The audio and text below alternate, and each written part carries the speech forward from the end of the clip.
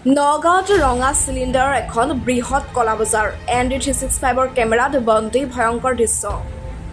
প্ৰধানমন্ত্ৰী উজ্জ্বলা আঁচনিৰ এক ভয়ংকৰ তথ্যই জোকাৰিৰ সৃষ্টি কৰিছে সমগ্ৰ নগাঁও জিলাৰ পশ্চিমা অঞ্চলত।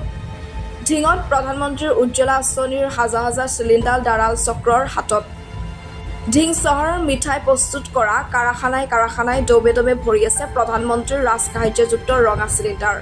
তাৰ বিপৰীতে কোনো এখন কাৰখানাত নাই বাণিজ্যিক চিলিণ্ডাৰ। অসাধু ব্যৱসায়ীয়ে মুকলিকৈ ব্যৱহাৰ কৰে ৰাজসাহায্যযুক্ত প্ৰধানমন্ত্ৰী উজ্জ্বলা আঁচনিৰ এইসমূহ চিলিণ্ডাৰ। ND365ৰ কেমেৰাত বন্দী এই ভয়ংকৰ দৃশ্য, যাক লৈ এতিয়া উদ্বিগ্ন হৈ পৰিছে গেছ এজেন্সিসমূহ। কুম্ভকৰ্ণ নিদ্ৰাত নগাঁও জিলা প্ৰশাসনৰ লগতে ব্যাগুম নগাঁও জিলা যোগান বিভাগ। এইসমূহ কাৰখানাৰ লগতে প্ৰায় অধিকাংশ হোটেলত বাণিজ্যিক চিলিণ্ডাৰ ক্ৰয় নকৰে কোনো এজন ব্যৱসায়ীয়ে। ঢিঙৰ পিণ্টু মোদক, গৌতম মোদক, জীৱন মোদক, সুশান্ত বৰ্ধন, গোপাল গুপ্তা কাৰখানাত ব্যৱহাৰ কৰে প্ৰধানমন্ত্ৰী উজ্জ্বলা আঁচনিৰ এইসমূহ চিলিণ্ডাৰ। এই দালাল চক্ৰই কৌশলেৰে গেছ ভৰ্তি চিলিণ্ডাৰসমূহ বিক্ৰী কৰে অধিক দামত। News desk report ND365। এই উজ্জ্বলা আৰম্ভ হোৱাৰ পিছৰ পৰাই বস্তুটো আৰম্ভ হৈছে। উজ্জ্বলা চিলিণ্ডাৰবিলাক আমি দিলোঁ, এটা ঘৰত 3টা 4টাকৈ চিলিণ্ডাৰ পাইছে। তেওঁলোক যিহেতু জেনুইনমতে পাইছিলে, কিন্তু আমি গৈ ইনকুৱাৰী কৰি চালোঁ তেওঁলোকৰ ঘৰত চিলিণ্ডাৰ এটাহে আছে, বাকী চিলিণ্ডাৰবিলাক তেওঁলোকে বিক্ৰী কৰি দিলে। এতিয়া আমাৰ তাত প্ৰায় 4,400 কনজিউমাৰ আছে, আজিলৈকে আপ টু ডেট কৰিব পৰা নাই। তেওঁলোকৰ না ফোন নম্বৰ আছে না একো আছে। যিবিলাক ফোন নম্বৰ দি আছে, ফোন কৰিলে তেওঁলোকে ৰিচিভ নকৰে। 4,400 কাষ্টমাৰৰ চিলিণ্ডাৰ আচলতে এইবিলাক চব বিক্ৰী কৰি দিলে বিভিন্ন জেগাত।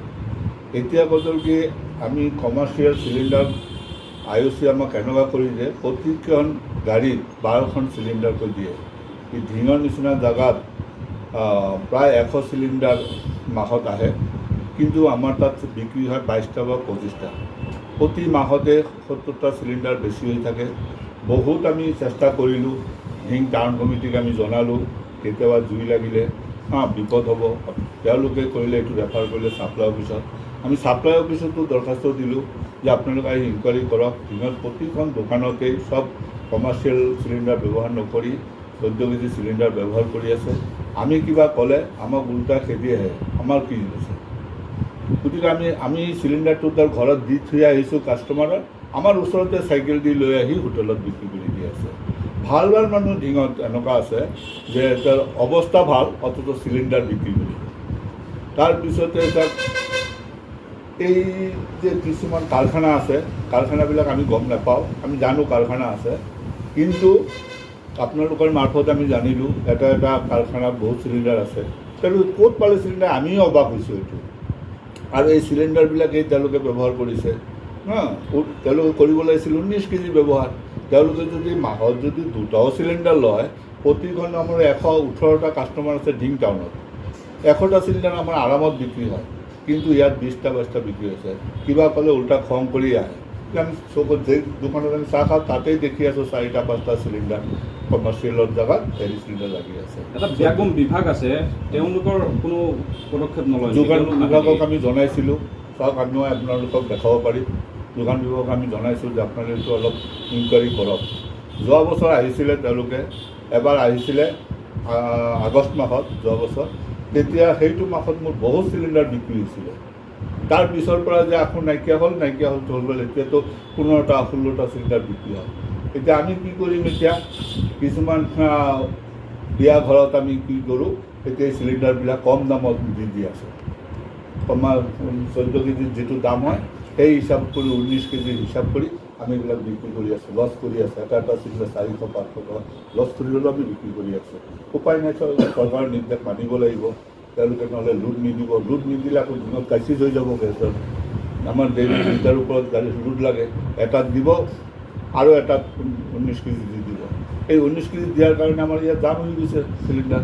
আৰু যদি মই 19 কেজি নলওঁ, মোক এটাই লোড দিব, এটা লোড দিলে শ্বৰ্টেজ মাৰি যাব, ইয়াত পাব্লিকৰ অসুবিধা হ'ব।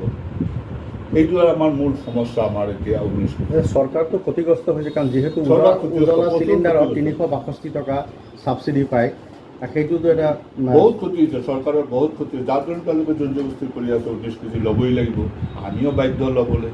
আমাৰ ইয়াত যেনেকুৱা ধৰক কিছুমান স্কুল আছে, দগা এটা স্কুল আছে, গাৰ্লছ স্কুল আছে, তেওঁলোকে আমাক বচাই আছে। যিকেইটা বিক্ৰী কৰি আছোঁ তেওঁলোকৰ ওচৰতে বিক্ৰী কৰি আছোঁ। কিন্তু কোনো হোটেলৱালাই এটা না দুটা হোটেলৱালাই খালি আমাৰ পৰা 19 কেজি মাল লয়, বাকী কোনো নলয়। আমি তেওঁলোকে এইটো ক'ত পালে চিলিণ্ডাৰ? আপোনালোকে এইটো তদন্ত কৰক, তদন্ত কৰি আপোনাৰ যোগান বিভাগক জনাওক তেওঁলোকে চিলিণ্ডাৰ ক'ত পালে, কাৰ পৰা পালে, গেছ কেনেকুৱা পায়। মই নিৰ্দ্বিধাৰে ক'ব পাৰিছোঁ যে এই চিলিণ্ডাৰটো আমাৰ পৰা যোৱা নাই। আমি আমাৰ পৰা গ'লেও কাষ্টমাৰ তাত গৈছে, কাষ্টমাৰে আকৌ এইটো বস্তু বিক্ৰী কৰি দিছে। আপোনাৰ যিটো এজেঞ্চি হয়। এনেকৈ চৰকাৰী যিটো উজালা আঁচনি কিমান কানেকশ্যন আছে? আমাৰ ইয়াত আছে 27,000 উজ্জ্বলা কানেকশ্যন আছে। আৰু কিমান হাজাৰৰ তথ্য বিচাৰি পোৱা নাই? 4,400 লিষ্ট আছে আমাৰ তাত। লিষ্টটো আহিছে ওপৰৰ পৰা যে 4,400 হেৰি লওক, আপোনালোকে ফোন নাম্বাৰ লওক, দুষ্ট আধাৰ কাৰ্ড চক্ৰই লওক। ভুৱা ডকুমেণ্টছ প্ৰদান কৰি উজ্জ্বলা আঁচনিৰ নামত কেলেংকাৰী সংগঠিত কৰি এই নাই, সেইটো নিব ফেক্টৰীসমূহক পৰা নাই। যোগান ধৰিছে নেকি? নাই, সেইটো নিব পৰা নাই। এইটো আমি তেওঁলোকৰ আধাৰ কাৰ্ড আৰু এতিয়া আধাৰ কাৰ্ড হৈছে, আগত আছিল জাষ্ট ৰেচন কাৰ্ডটো, চিডিউল কাষ্টত ধৰক এটা ফেমিলিৰ যাৰ নাম আছে সেইটো আমি কম্পিউটাৰত পঠাই দিছোঁ। ওপৰৰ পৰা চালি জাৰি সেয়া আহিছে। ইয়াত আমাৰ ইয়াত কোনো ডিষ্ট্ৰিবিউটৰে ডুপ্লিকেট কৰিব এই 4,000 যে ক'লে, 4,000 তাৰমানে ফোন নম্বৰ নাই। কি হৈছে তাৰমানে এইবোৰ? সেইটোতো আমি কৈ আছোঁ কি হৈ আছে। সেই চিলিণ্ডাৰটো বিক্ৰীও নহয়, এই 4,000 চিলিণ্ডাৰ বিক্ৰী কৰি দিলে কাৰোবাৰ হোটেলত।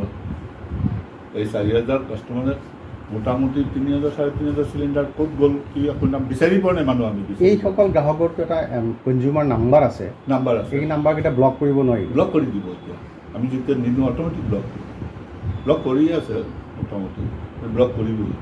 আমাক কৈছে ইমিডিয়েট এইটো নাম্বাৰ কি কৰক। আমি মাত্ৰ 5টা না 6টা পাইছোঁ এতিয়ালৈকে।